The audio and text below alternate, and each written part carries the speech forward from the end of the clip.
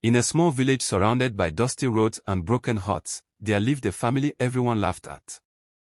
The father, Emeka, worked tirelessly on a small piece of land that barely grew anything.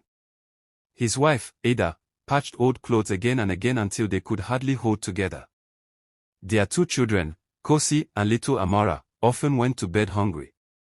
Whenever they passed through the village square, people would whisper and laugh. Look at them, the poorest family in the whole village. They will never amount to anything. The laughter followed them like a shadow. But inside their tiny, leaking heart, something different lived: love. Every night, even when there was only one small bowl of food, Ada would share it equally. Emeka would tell stories to make the children smile, hiding his pain behind laughter. And the children, though hungry, never complained. One evening, during the peak of the dry season, a stranger came into the village. He looked tired, weak, and hungry. He went from house to house, asking for food. "Go away," some shouted. "We don't feed strangers," others said, slamming their doors. Finally, he reached Emeka's hut. He knocked gently. Ada opened the door and saw his condition. Without hesitation, she turned to her husband. "This man needs help." "But we barely have enough," Emeka replied softly. Ada looked at their children, then back at the stranger. "We will share." They gave him their only food that night. The children slept hungry, but smiling. The next morning, something unbelievable happened.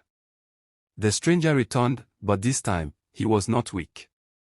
He stood tall, dressed in fine clothes, surrounded by men carrying supplies. "I am not just a traveler," he said. "I am a wealthy merchant passing through villages to find people with true hearts." The villagers gathered, shocked. "I asked everyone for help, but only this family gave me what little they had." He turned to Emeka and Ada. "Kindness like yours should not live in poverty." Within days, everything changed. Their small land was expanded into a large farm.